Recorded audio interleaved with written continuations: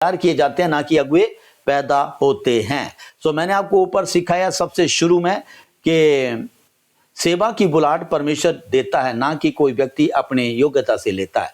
इसको मैंने एक्सप्लेन भी किया है विस्तार पूर्वक।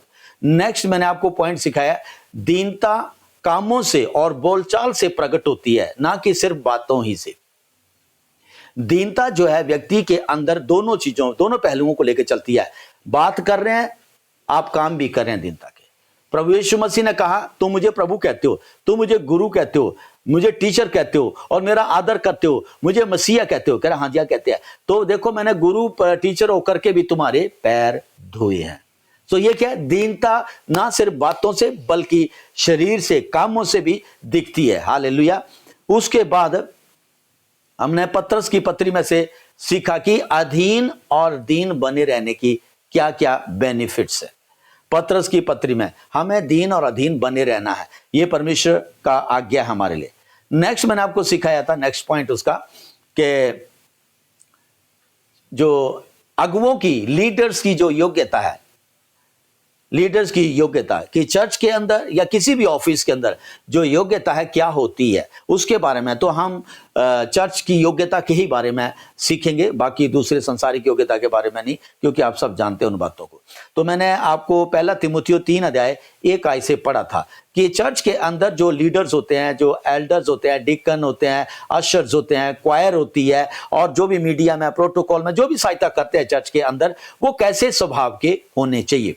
तो मैंने पहली बात आपको बताई कि जो अध्यक्ष होना चाहता है वह भले काम की इच्छा रखता है। सो अध्यक्ष प्रियो एक मुख्य अगुआ भी है, एक अध्यक्ष एक प्रोटोकॉल वाला भी है, एक अध्यक्ष मीडिया वाला भी है, एक अध्यक्ष डिकन भी है, एक अध्यक्ष जो है क्वायर में जो है व्यक्ति वो है, एक अध्यक्ष अशर जो है वो भी है। सो हर कोई जो सेवक बनना चाहता है वो अच्छे भले कामों की इच्छा रखता है। दूसरा पॉइंट है, इसलिए अध्यक्ष को क्या करना है, उसको ये योग्यताएं हैं। जब अगर उसको जिम्मेवारी दे दी है अब चर्च के ऊपर, तो उसको क्या, किन चीजों का ध्यान रखना है कि अध्यक्ष को क्या रहना है, निर्दोष। उसके ऊपर अब कोई भी दोष नहीं लगना चाहिए।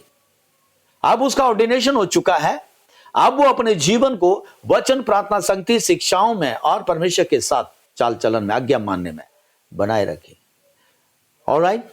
अगर कोई गलती हो जाती है, कोई भूल चूक हो जाती है, उसके लिए तुरंत माफी मांग लो परमेश्वर से और फिर से अपने आप को रिस्टोर कर लो। सो ये अध्यक्ष का जो लेवल है, स्टैंडर्ड है, वो बना रहता है, फिर मेंटेन रहता है। सो निर्दोष होने चाहिए, पहली उसके साथ है। दूसरी है, अध्यक्ष अगर शादीशुदा है तो उसकी एक ही पत्नी होनी चाहिए, वो इधर उधर नहीं, व्यभिचारी नहीं होना चाहिए। अगर अध्यक्ष सिंगल है, शादी नहीं हुई है, तो उसको वो जो है अपने जीवन में और जवानी में और अपने पूरे चाल चलन में पवित्र होना चाहिए। हालेलुया।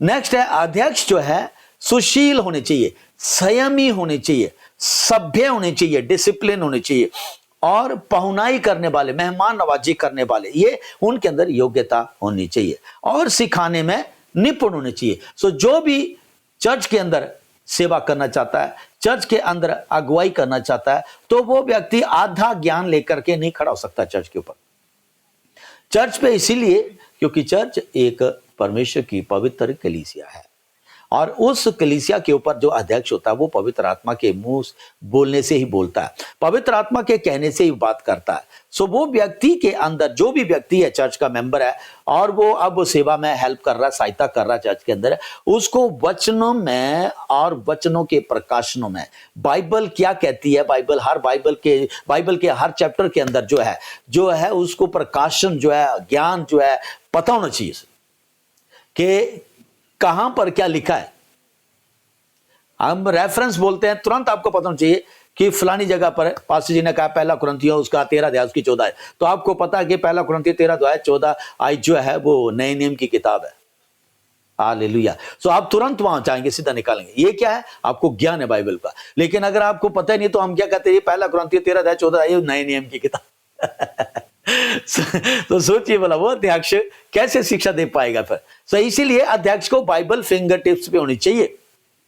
बाइबल के कितने चैप्टर हैं, कितनी बुक्स हैं, आपको पता होना चाहिए कोई नहीं, उधार पा लिया, प्रभु यीशु मसीह हमारा प्रभु है, परमेश्वर हमारा प्रभु, बस ठीक है, यहीं तक सीमित है।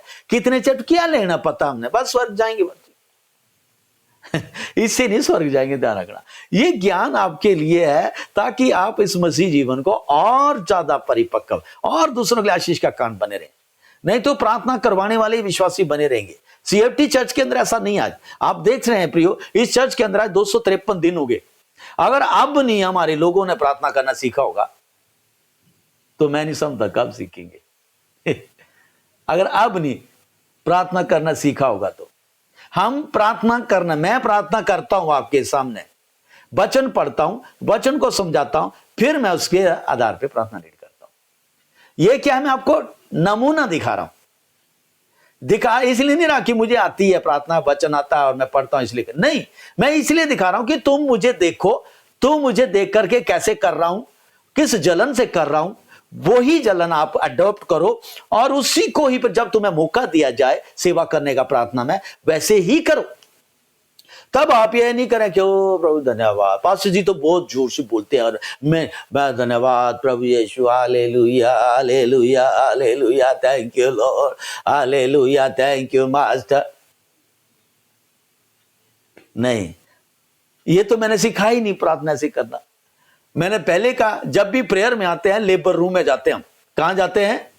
लेबर रूम में जाते हैं, जहां पर बच्चों पैदा करते हैं, वहां पर जाते हैं। वहां पर आपको चीखें ही मिलनी है वहां पर, और वो चीखें ऐसी हैं, गुस्सा दिलाने वाली चीख नहीं होती। वो हर कोई, अगर उसका हस्बैंड भी खड़ा वहां पे, वो भी ये कहेगा हाय इस चीख के साथ वो जीवन आ जाए बाहर, हाय इस चीख के साथ वो जीवन आए। तब वो अपनी पत्नी को क्या करता, वो हिम्मत देता और जोर से दम लगा ताकि ये बच्चा बाहर आ जाए हमारे घर में, हालेलुया।